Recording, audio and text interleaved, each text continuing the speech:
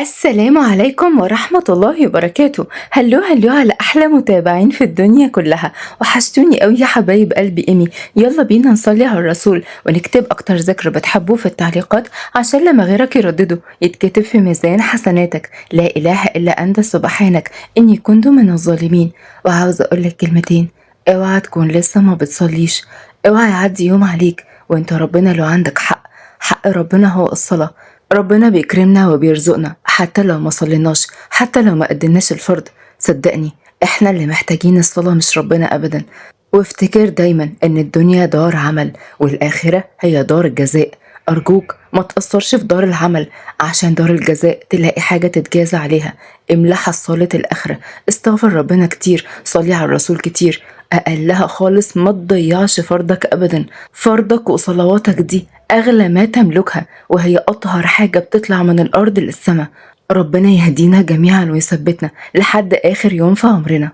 ولو لسه ما اشتركتش في القناة بدعوك تشترك وتفعل زر الجرس على إشعارات الكل، واخبط لايك وانت معدي، واعمل شير لصحابك وقول لهم إيمي خالد عملت قناة جديدة. اشتركوا يا حبايب قلبي وعرفوني بتتابعوني منين. وشكرا ليكم ولدعمكم. انتوا عيلتي الجميلة، عيلتي اللي بجد محظوظة بيكم كلكم. ويلا بينا نسمي الله ونشوف قصتنا النهاردة بتحكي عن ايه. بتبدأ حكايتنا في منطقة متوسطة الحال وفي شقة بسيطة. في الصالون كانت قاعدة بنت جميلة بالنقاب وهي ملك، وعندها 22 سنة، خريجة كلية علوم، ومعاها أختها ندى وعندها 10 سنين، ولكنها قاعدة وقاعدة على كرسي متحرك. وقالت ندى بعياط: هنعمل ايه دلوقتي يا ملك بعد بابا ما مات؟ ده هو اللي كان بيصرف علينا وانتي كنتي قاعدة معايا بتراعيني، كده هتضطري تسيبيني وتنزلي تشتغلي. انا مش عاوزة اقعد لوحدي يا اختي يا حبيبتي. أما ملك كان قلبها بيتقطع وحاسة بضغط كبير، خصوصا بعد أبوها ما مات امبارح، ولكن حاولت تتماسك وردت بحنان: ما تخافيش يا ندى يا حبيبتي، أنا مش هسيبك يا قلبي، طمني. احنا هنعيش من إيجار الشقق وهقدم كمان على معاش بابا، وإن شاء الله الفلوس تكفينا.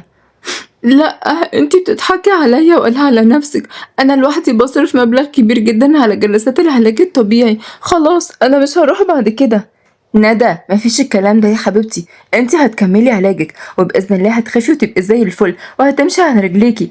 الامل الوحيد في شفاكي يا حبيبه قلبي هي الجلسات. انتي ناسي كلام الدكتور ولا ايه؟ ردت ندى بدموع: لا انا وشي وحش يا ملك. انا اول ما اتولدت ماما ماتت، وهو بابا كمان مات بسبب تعبه من الشغل الزياده عشان يجيب فلوس ومصاريف علاجي. حتى انتي اتحرمتي من انك تعيشي حياتك ودايما قاعده معايا تاخدي بالك مني وعاملالي ممرضه. ملك حضنت اختها اللي كانت منهارة من العياط: لا يا حبيبة قلبي، اوعي تقولي الكلام الأهبل ده تاني أبدا.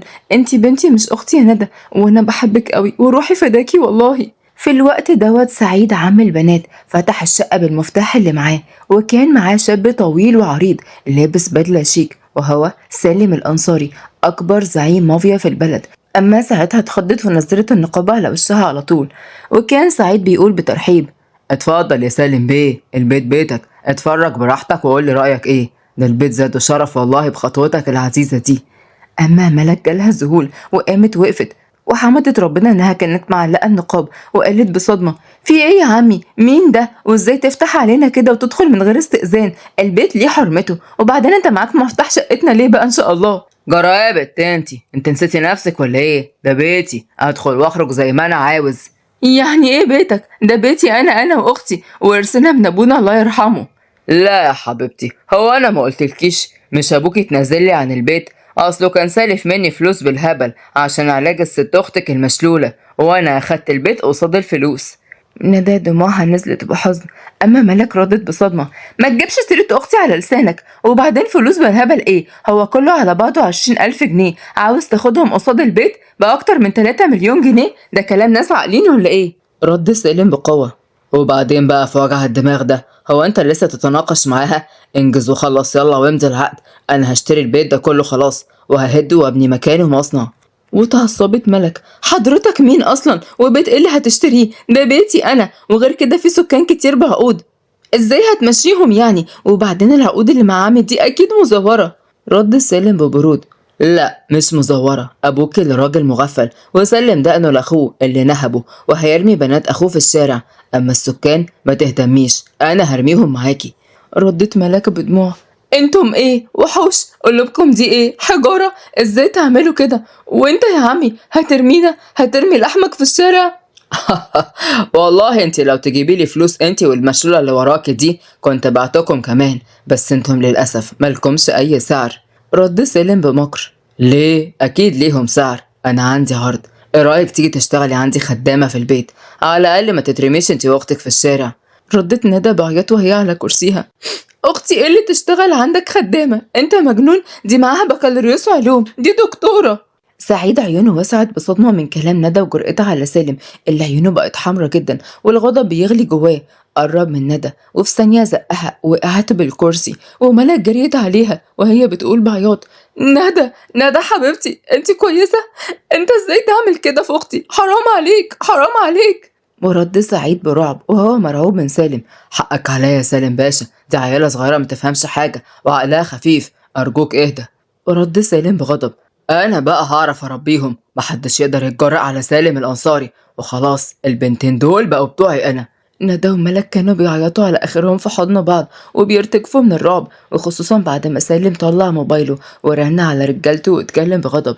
انت يا زفت يا دومة، هات معاك راجلين واطلع لي بسرعة. قفل وبعد ثواني وصل دومة والرجالة وكان شكلهم مخيف جدا، والشاور سالم على البنات وهو بيقول بأمر. شيلوا الحشرتين دول ونزلوهم في العربية تحت عشان بقوا بتوعي أنا خلاص. الرجالة قربت وملك مسكت ايد عمها تبوسها وتترجاه. عمي عمي ابوس ايدك الحقنا، خلاص خدوا البيت وسيبني انا واختي، هنمشي ومش هتشوفوا وشنا والله، هنقعد في الشارع ومش هنضايقك. لا يا بنتي انا مش قد سالم بيه يا ملك، خلاص روحي معاه، اختك قليلة الادب هي دي السبب. ردت ندى بعياط. طب انا اسفه والله يا سالم بيه، بس سيبني انا واختي، ارحمنا او خدني انا بس، بلاش اختي ارجوك. ردت ملك بعياط. لا ياخدك فين؟ ده انا هبلغ البوليس، هو مفكر الدنيا سايبه ولا ايه؟ انا هحبسك. قالت كلامها وبعدين طلعت موبايلها بس مسكها سالم من دراعها بكل قوته وقال بابتسامة باردة. الظاهر انك غبية وما تعرفيش انا مين، بس هقولك انا سالم الانصاري، اكبر زعيم مافيا. عارفة يعني ايه مافيا؟ يعني كل حاجة ممنوعة بعملها وفي العالم كمان، ومفيش حكومة تقدر عليا. ملاك كانت مرعوبة من نبرة صوته بس ردت بإيمان قوي في قلبها. بس في ربنا قادر عليك وعلى الأقوى منك كمان، حسبي الله ونعم الوكيل فيك. وفي ثانية كان نزل بالقلم على وشها، وقعها على الأرض أغمى عليها، وندى اتكلمت بعياط. ملك، ملك، جرالك ايه؟ ردي عليا يا ملك يا اختي، ردي عليا أرجوكي. أما سالم فشال ملك وقال لدومة بأمر. هات البت دي ويلا انزل بيها قدامي. وبالفعل شال دومة ندى واللي كانت عمالة تصرخ ونزل بيها، وكمل سالم بأمر وهو بيبص لسعيد. وانت يا سعيد الزفت، خلص الأوراق عشان البيت ده بقى بتاعي خلاص، وهبعت لك ربع مليون اللي قلت لك عليهم. واتصدم سعيد. الربع مليون ايه بس يا باشا؟ ده البيت يجيب أكتر من كده. وهو كان بيتك أصلا يا سعيد، وبعدين انت معترض على المبلغ ليه؟ طب ايه رأيك بقى تاخد 100,000 وبس، ولو نطقت كلمة زيادة مش هتاخد ولا مليم، وهتنور عندي في المخزن مع بنات اخواتك. لا لا يا سالم بيه، انا ما اقدرش اعترض، اللي تشوفه حضرتك، بس بلاش المخزن. وابتسم سالم ببرود ونزل وهو شايل ملك اللي كانت في عالم تاني خالص وفقد الوعي. وكان السواق فاتح باب العربية وركب سالم هو وملك، أما ندى فكانت في عربية الحرس واتحركت العربيات. وفي الطريق بص سالم لملك اللي كانت مغمى عليها وكان لسه على وشها النقاب وقال بفضول. يا ترى شكلك ايه؟ شبه اختك ولا شبه المعفن سعيد؟ الله، انا هحير نفسي ليه ان شاء الله. وبعديها مد ايده ورفع النقاب عن وشها واستغرب لما شاف جمالها. ازاي في حد بالجمال ده؟ عشان كده بقى لابسه نقاب. طلعتي عندك حق، بس لازم تتعاقبي على غبائك، ده انا هزلك، اصل ده كيف عندي يا حبيبتي. وابتسم بمكر ونزل النقاب تاني على وشها. وبعد نص ساعة وصل الفيلا، ودوما كان شايل ندى اللي عمالة تصوت، أما سالم كان شايل ملك اللي كان لسه مغمى عليها. وجت ست كبيرة وشكلها شيك جدا وهي شهيرة مامة سالم، واتكلمت بغضب وعجرفة. في ايه يا سالم؟ ايه الدوشة دي؟ ومين البنات دول؟ وليه شايل البنت دي كده؟ دوما قعد ندى على الكرسي اللي بعجل بإشارة من سالم، وبعد كده مشي. أما ندى قالت بعياط. الحقيني يا هانم، الحقيني الله يكرمك، الراجل ده خطفني أنا وأختي وكمان ضربنا وسرق بيتنا. شهيرة قربت وضربت ندى بالقلم بكل جبروت. اخرسي يا زبالة، ازاي تقولي كده على ابني يا قذرة انتي؟ وانت يا سالم ارمي البنت اللي انت شايلها دي على الارض. سالم الوحيدة اللي كان بيسمع كلامها هي والدته شهيرة، وبالفعل نزل ملك على الارض بس بحنان وبشويش وكأنه خايف عليها. انت يا زفتة يا رباب، هاتي جردل المية بسرعة. وفي ثواني كانت جت رباب الخدامة ومعاها جردل المية وكانت مرعوبة، وقالت شهيرة بأمر وهي بتشاور على ملك: ادلقيه على الزفتة دي، فوقيها، خليها بقى تبطل تمثيل. وبالفعل دلقت رباب جردل المية على ملك، واللي فاقت بفزع وهي بتقول برعب: ايه؟ ايه في ايه؟ انا فين؟ ندى حبيبتي، ندى انتي كويسة؟ وملك جريت على اختها اللي كانت منهارة تماما في العياط، اما سلم في قلب ابتسامة ماكرة: يا اهلا بيكم في جحيم زعيم المافيا، نورتوا قصر المتواضع. ردت ملك بعياط: ارحمنا ارحمنا ارجوك، واحنا كنا عملنا ايه عشان ده كله يعني؟ ردت شهيرة: الله، عملته او ما عملتوش، انا ابني كده بيحب كل فترة يتسلى يا بنات. واتصدمت ملك: يتسلى؟ واحنا تسلية؟ لا احنا بنات ناس، تسلية ليه؟ مفكرين نفسكم مين يعني؟ احنا كل حاجة، وانتي واختك عبيد عندنا وعند ابني سالم بيه. ايه ده؟ انتي تبقي امه؟ بتعلميه ايه؟ بتعلميه الظلم؟ يعني ملومش عليه بقى إذا كان أمه بالجبروت ده. شهيرة اتعصبت جدا وقربت منها وضربتها بالقلم بقوة: اخرسي يا حقيرة، ازاي تتجرأي علينا كده؟ البنات دول لازم يتأدبوا يا سالم، لازم. اطمني يا أمي، أنا هظبطهم، بس كفاية عليهم كده النهاردة، خليهم يناموا ونكمل بكرة. البنات كانوا سامعين الكلام وهم مرعوبين جدا، حاسين انهم في جهنم فعلا.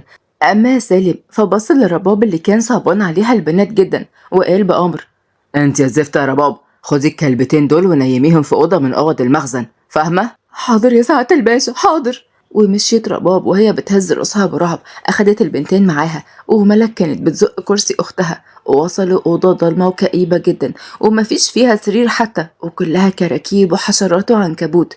وقالت رباب بعطف: معلش يا بنتي، هي دي الأوضة اللي هتناموا فيها، أنا هجيب لكم غطا، بس ما تقوليش لحد لحسن البيئة والهانم يولعوا فيا حية. ردت ملك برعب: ايه؟ واحنا ازاي هننام هنا حضرتك؟ الأوضة ما فيهاش حتى سرير وكلها حشرات ومبهدلة. هعمل ايه بس يا بنتي، دي أوامر البيه وده مفتري وقوي، أنا معرفش ايه اللي وقعك في سكته بس. نصيبي حسبي الله ونعم الوكيل.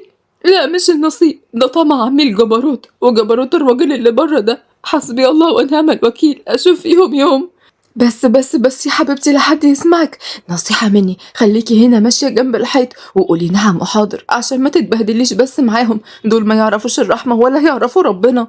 هزت ملك راسها بقلة حيلة ورباب مشيت، ودخلت ملك هي واختها الأوضة وحضنوا بعض وقعدوا على الأرض وهم مرعوبين وبيعيطوا. أما عند رباب فكانت شايلة غطا وبتتسحب، بس شهيرة مسكتها وهي بتقول بغل: انتي بتعملي ايه عندك؟ واخدة الغطا ده ورايحة بيه على فين؟ بتتصرفي من دماغك؟ ماشي يا رباب، والله ما هرحمك. مسكتها من دراعها بقوة وهي بتجرها على المطبخ، أما رباب بتتكلم بعياط وترجي: لا حقك عليا يا ست هانم، حقك عليا، والله العظيم آخر مرة، خلاص مش هتصرف من دماغي تاني، سامحيني أرجوكي.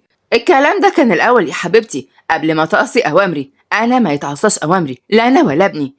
شهيرة صممت ووصلت المطبخ وقدام الخدم كلهم اللي كانوا واقفين برعب، بعد ما شهيرة أخدت آلة حادة وسخنتها على النار وحرقت بيها إيد رباب، واللي قعدت تصرخ وتصوت. وشهيرة اتكلمت بجبروت: ايدي، اديني حرقت ايدك اللي شلتي بيها الغطا، والكلام للكل، ده جزات اللي كسر كلمتي او كلمة سالم بيه، فاهمين يا حوش؟ خلصت كلامها وطلعت بره وسابت رباب مرمية بتتوجع، بس الخدم حاولوا يسعفوها ويحطوا لها تلج ومية باردة على مكان الحرق.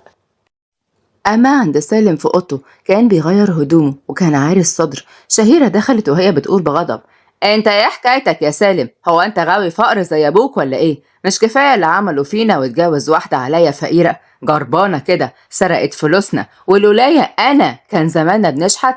عارف يا امي، عارف ان انتي وبمعارفك رجعت الثروة كلها من مرات ابويا، بس برضو دخلتينا دايرة مش عارفين نخرج منها ابدا. ابنك بقى زعيم مافيا يا امي.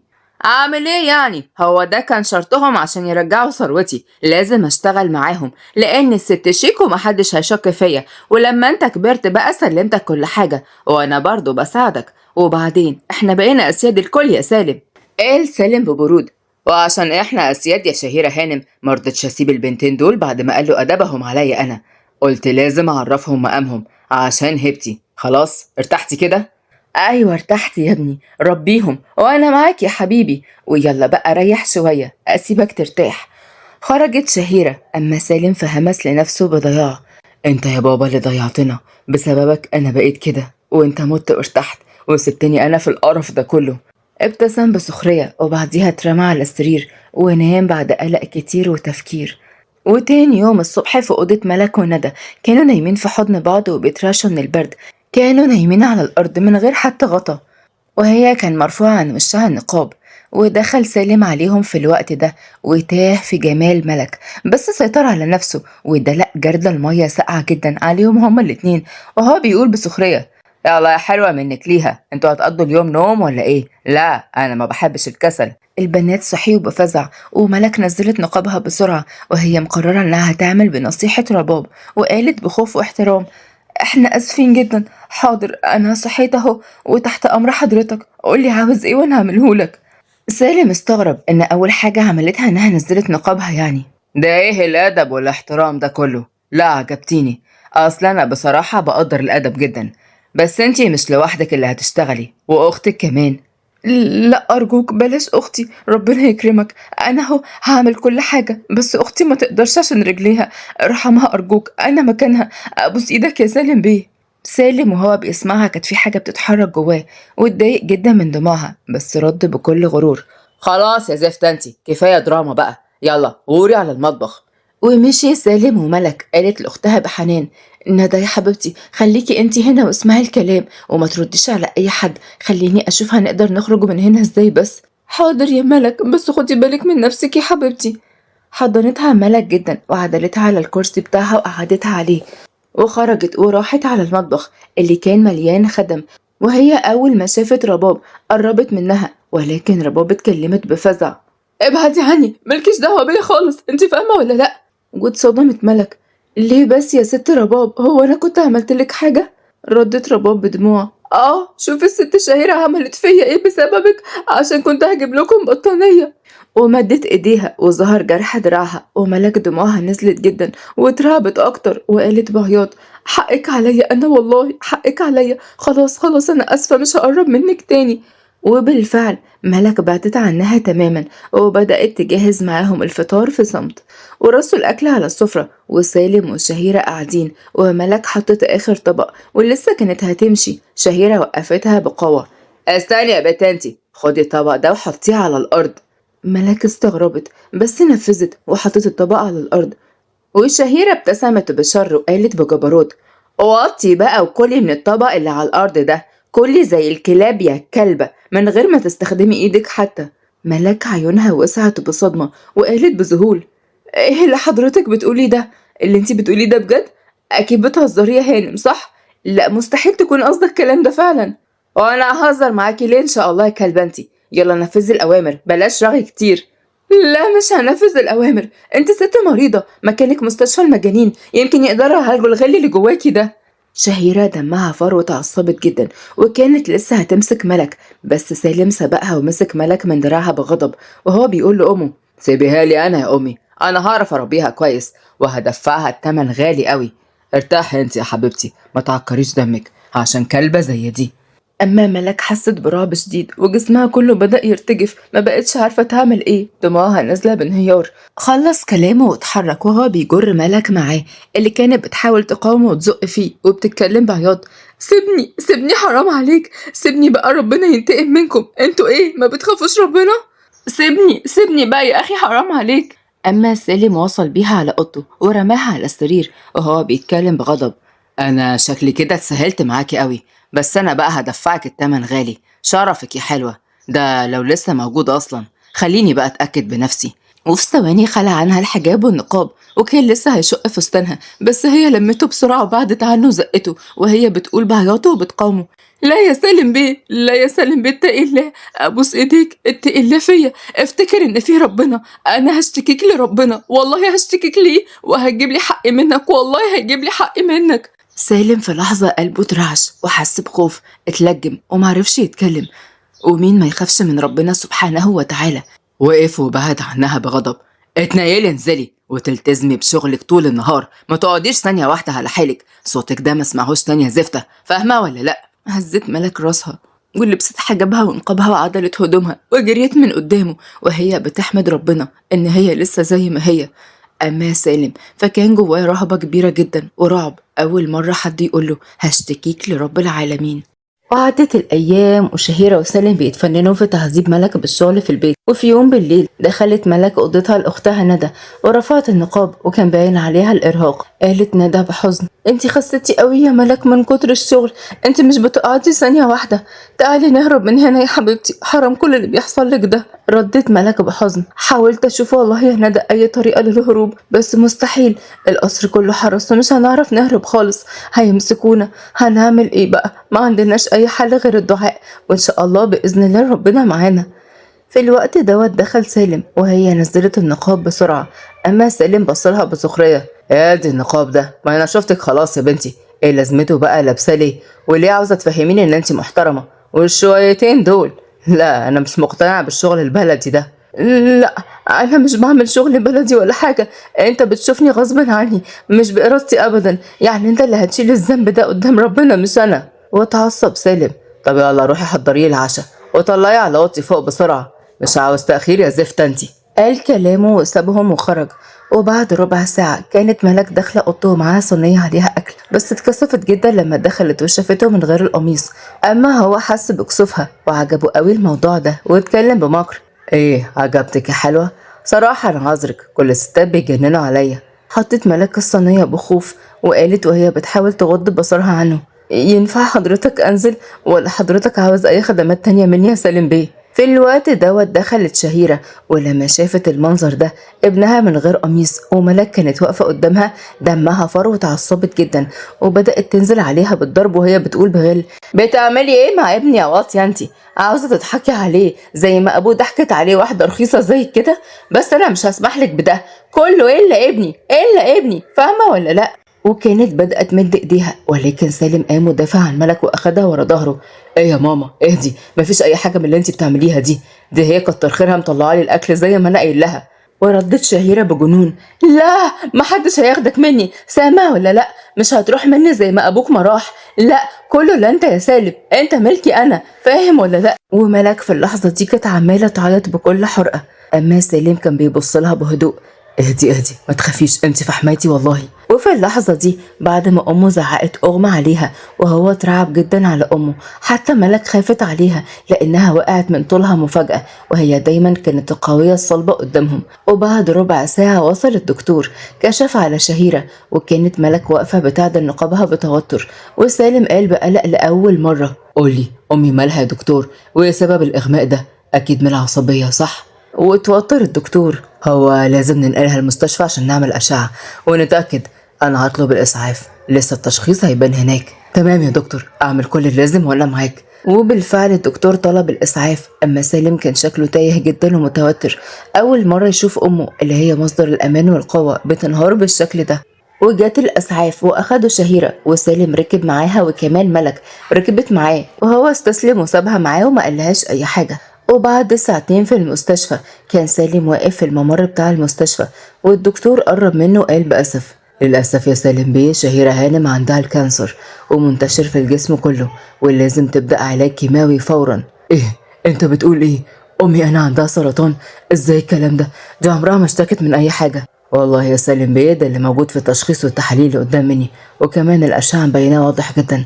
يلا شد حيلك وجهزوها ان شاء الله عشان نبدأ كيماوي على طول. قال الدكتور كلامه ومشي وسالم قلبه وقع في رجليه وحس ان الدنيا كلها بتلف بيه. وصعب على ملك جدا في اللحظة دي اللي قالت بمواساة. لا حول ولا قوة إلا بالله العلي العظيم، ربنا يعفو عنها يا رب يا سالم بيه، قولي أنت كويس؟ والأول مرة دموع سالم لمعت في عيونه وقال بخوف. لا لا أنا مش كويس أبدا يا ملك، أمي هتروح مني، هي اللي ربتني، هي اللي كبرت عليا، هي اللي حرمت نفسها من كذا جوازة كانت ممكن تسترها عشان بس تبقى في ظهري وما تسيبنيش لجوز أمي يربيني. ده أنا عملت كل ده علشانها، عشان أفرحها، عشان أعوضها، وهي عاوزة تروح مني كده؟ ربنا عاوز ياخدها مني؟ اهدى يا سالم بيه، ما تقولش كده، حرام عليك.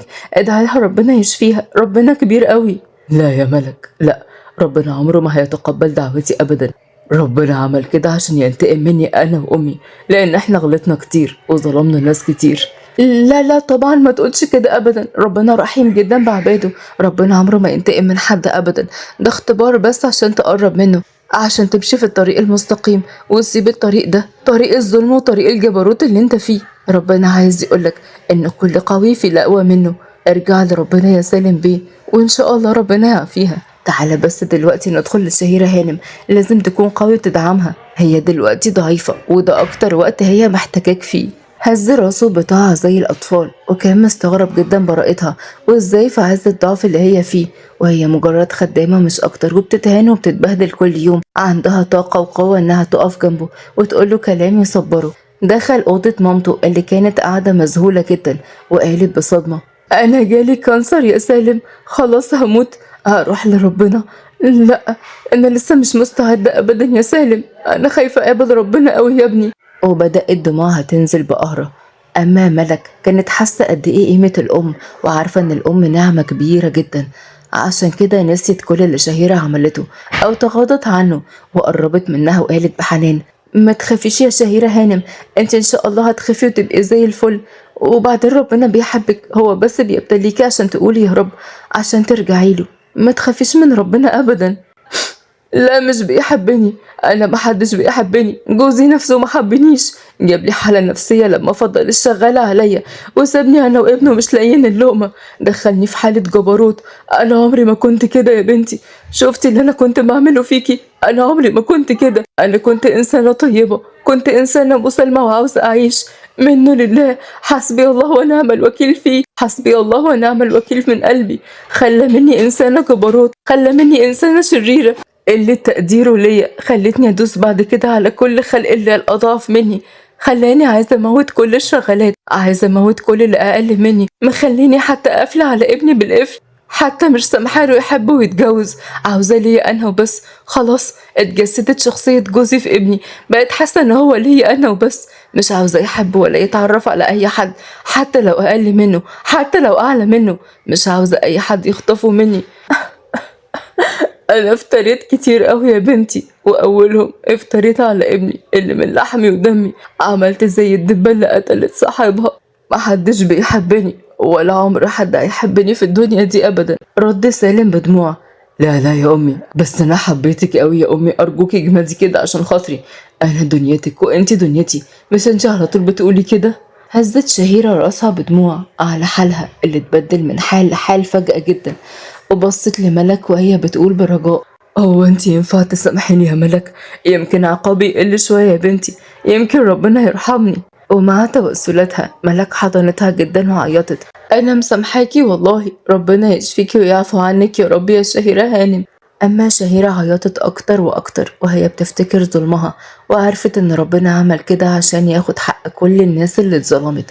فضلت تعيط لحد ما نامت، وسالم قال بحزن: ملك العربية مستنياكي بره، روحي انتي ارتاحي، وعشان كمان تطمني على اختك. لا انا مش همشي واسيبها، انا هفضل معاها لحد ما تخرج من هنا ان شاء الله وترجع على بيتها، رد سالم بوجع.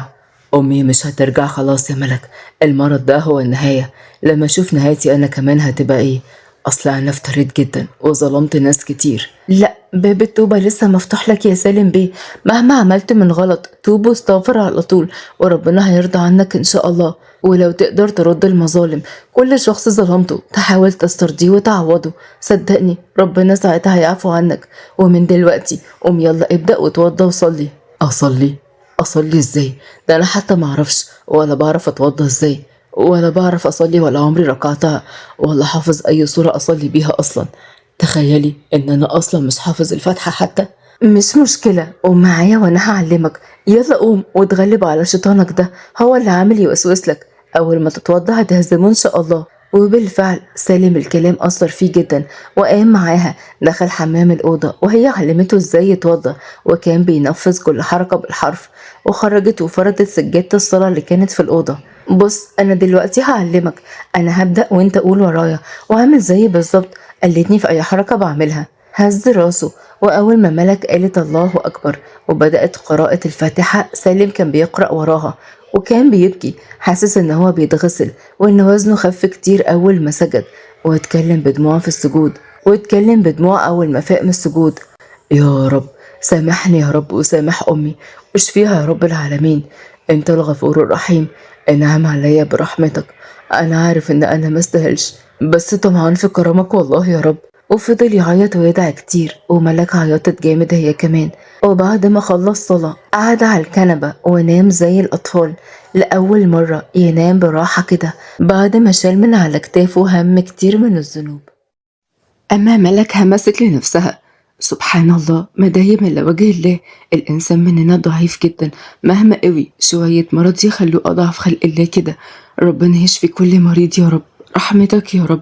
أما ملك قعدت على الكرسي تقرأ قرآن، وبعديها راحت في نوم عميق. وعدت الأيام وملك مش بتسيب شهيرة أبدا، كانت بتاخد بالها منها وتشوف مواعيد الأدوية بتاعتها. أما شهيرة بقت أضعف ما يكون، وبقت دايما بتبكي وبتطلب من ربنا إن هو يسامحها. أما سالم بعت يجيب ندى كمان، والأربعة على طول مع بعض، والشهيرة ما بقتش تقدر تستغنى عن ملك أبدا، والشهيرة وسالم ما بقوش يسيبوا فرد. وفي يوم ملك كانت بره وسالم بيحاول يأكل شهيرة، وكانت معاه ندى. ما تاكلي بقى يا ماما، هو لازم ملك يعني هي اللي تيجي تأكلك؟ على فكرة أنا ابنك برضه، ولا أنتي نسيتي؟ ردت ندى بتأكيد. أيوة بجد يا طنط، مش معقول كده، ده حتى العلاج مش بترضي تاخديه غير من غير ملك. في الوقت دوت دخلت ملك وهي بتظبط نقابها وبتقول بمرح: ايه بقى يا جماعة، ما كفاية قرع على علاقتي أنا وشوشو، يا علم يا حسودة يا حقودة، مش كفاية اللي فات؟ رد سالم بغيظ. طب تعالي بقى يا ست الحلوة، تعالي أكليها يا ربع متر انتي، لما أشوف آخرتها معاكي انتي والست شوشو. ردت ملك بصدمة.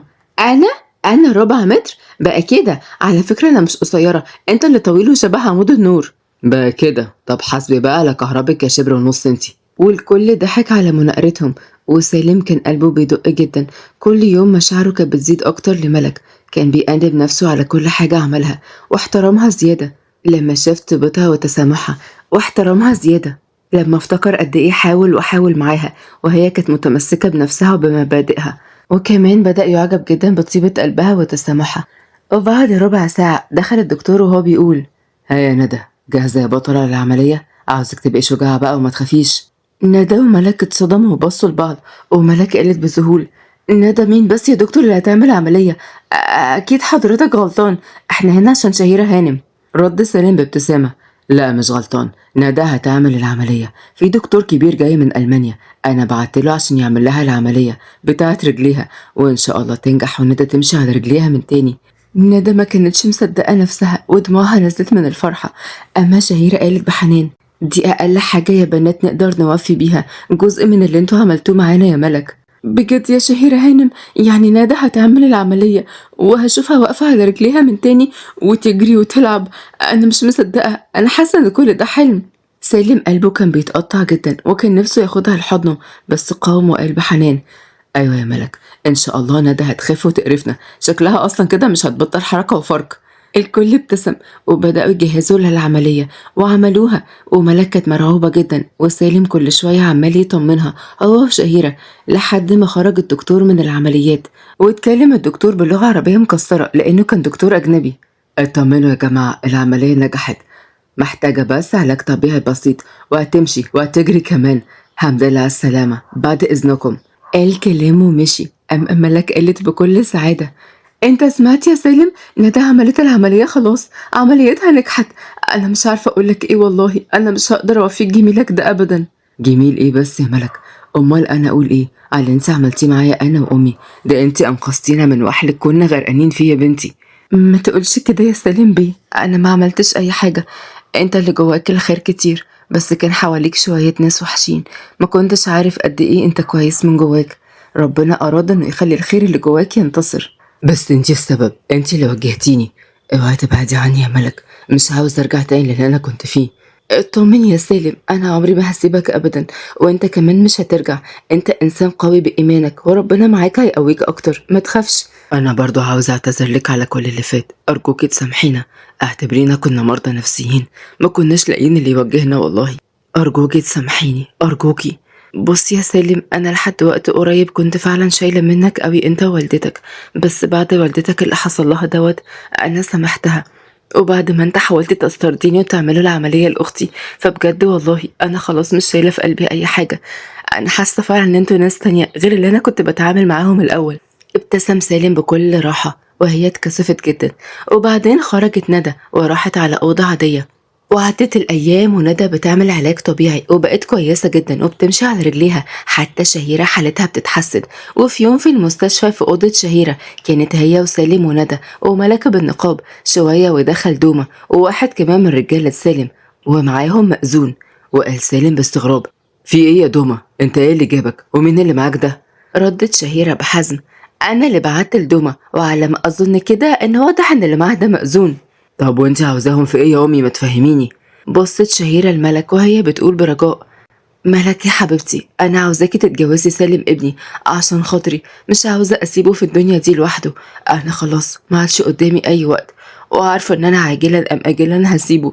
ملك قلبها دق جدا وسالم اتكلم بغضب: اللي انتي بتقوليه ده يا امي؟ ايه اللي بتعمليه ده؟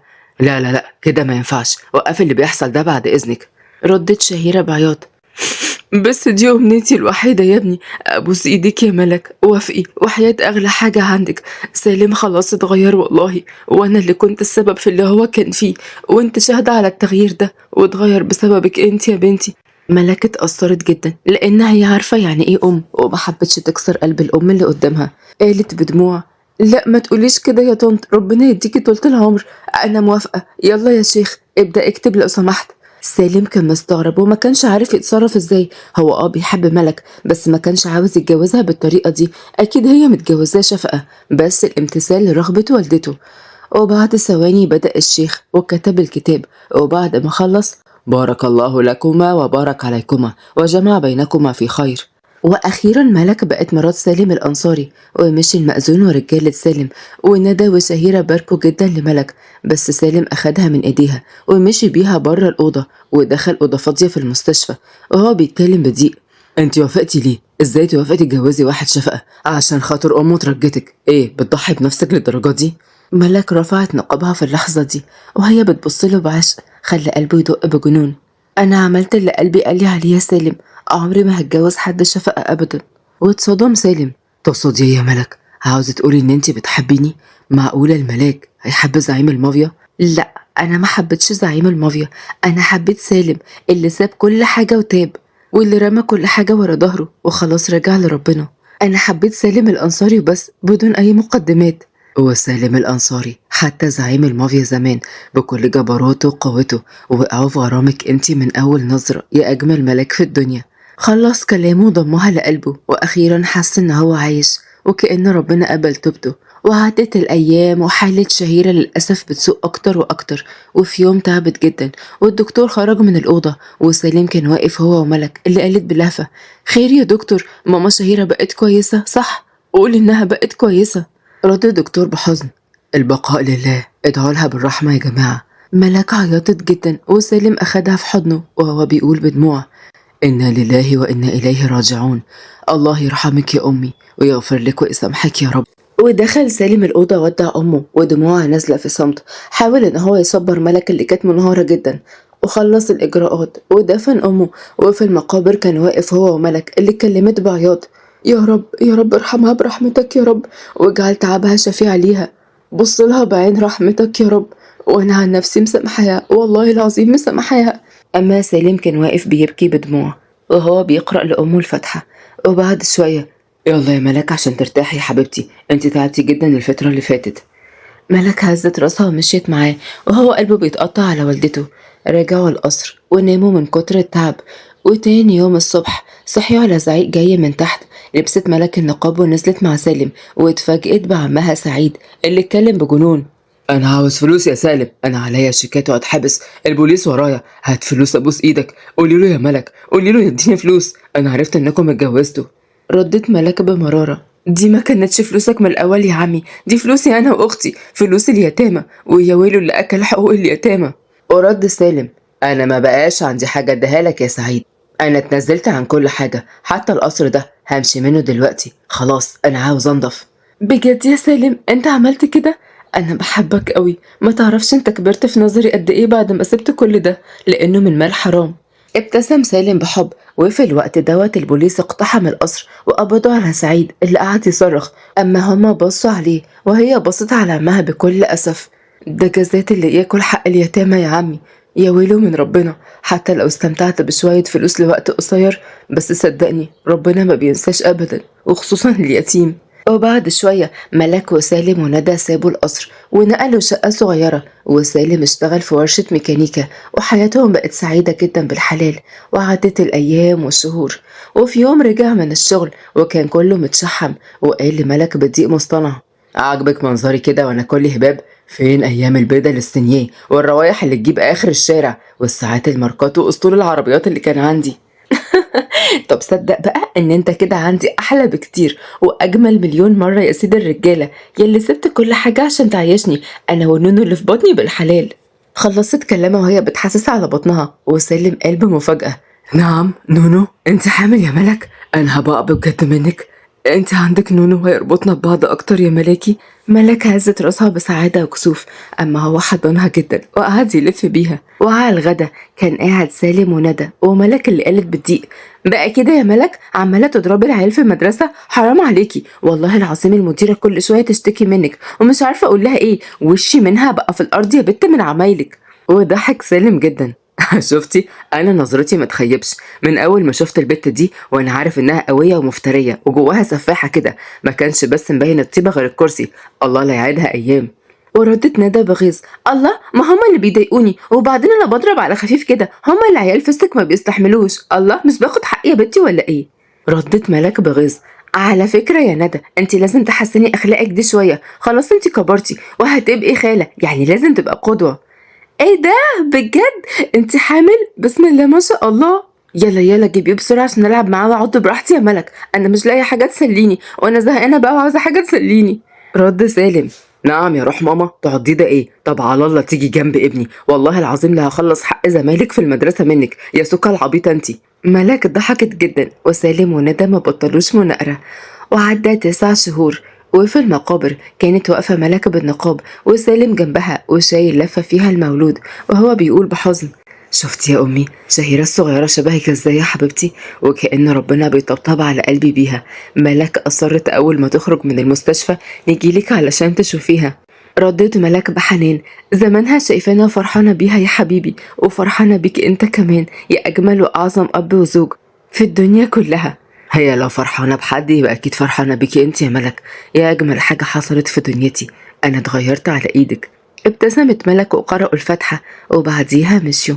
وعاش ملك وسالم في سعادة حياة بسيطة بس جميلة وبالحلال وكلها حب وحنية. وبعد مرور 6 سنين وقدام الكعبة كان سالم عمال يطوف بلبس الإحرام، ومعاه ملك وندى وبنته شهيرة وكمان ابنه. وقالت ملك بحب: ياه يا سلام، ده أحلى وقت بنقضيه هنا، ربنا ما يقطع لنا عادة يا رب، ويحفظك لينا يا سالم يا حبيبي، ويتقبل عمرتنا. يا رب يا ملاك يا حبيبتي، ويحفظك ليا يا رب، دايما مع بعض كده، وكل سنة نزور الحبيب المصطفى أنا وانتي وندى والأولاد. ابتسمت ملك وكملوا طواف، وسالم مع كل خطوة بيحس إن هو اتولد من جديد، وبيدعي من قلبه إن ربنا ما يحرمهوش من ملك أبدا، ويبارك في حياته ويغفر له كل اللي فات. ولحد هنا وانتهت قصتنا، واستنوني في قصة جديدة. سلام.